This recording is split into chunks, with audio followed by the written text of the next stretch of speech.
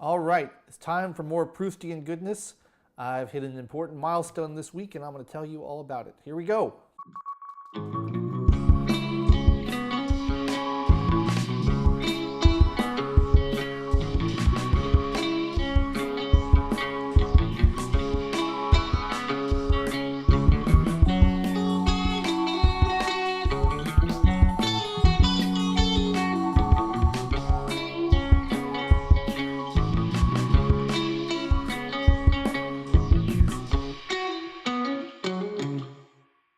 Okay, so today I finished the first of 3 volumes in Marcel Proust's Remembrance of Things Past or In Search of Lost Time. Finished the second book, which is called Within a Budding Grove. And I'm getting ready to start the second volume, the third book, The Guermante's Way. So let's talk about it. First, I want to talk about this translation. I got a beef with this translation. This is regarded as a good translation. Everyone says it's a classic. It's very well regarded. But the titles, I don't know about the rest of the book because I don't have anything to compare it with. But the titles are just wrong. The title of the whole series in French is In Search of Lost Time. That's what it translates to literally. He's changed it to Remembrance of Things Past. I don't understand that. In Search of Lost Time is obviously a better title.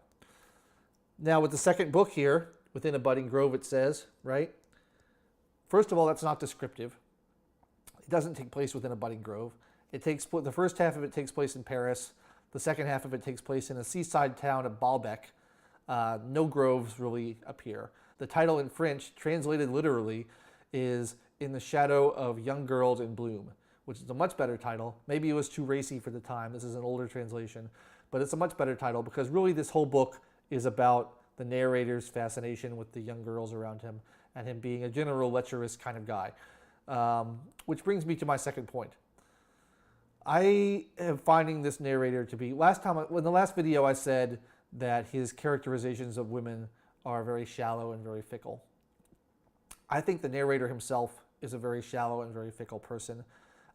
It's interesting to me, he's very, falls in love very easily with all these women, falls out of love just as easily, moves from one girl to the next. In the second half of this book, which I read in this week, he meets this girl named Albertine, who he sees walking on the beach with some friends. And Albertine is actually my favorite character so far. I think she's smart and strong, and she seems like an interesting person. So I know we'll learn more about her in the future, so I'm interested to see how she develops. But he falls for Albertine at first sight because he sees her off on the beach, and she's got like 3 friends with her, and he loves all of them because he's crazy about them. And he hangs out with them and becomes friends. And Albertine rebuffs him when he tries to kiss her, and he acts all wounded. Oh no, how dare you not succumb to my advances? It would have been such a little thing for you. What's the big deal? And she brushes him off and says, no, I don't want to do that, which is good for her. So then he immediately moves on to her friends and becomes more interested in them. It's very, it doesn't speak well of his character. Let me put it that way. I know he's young, but, still.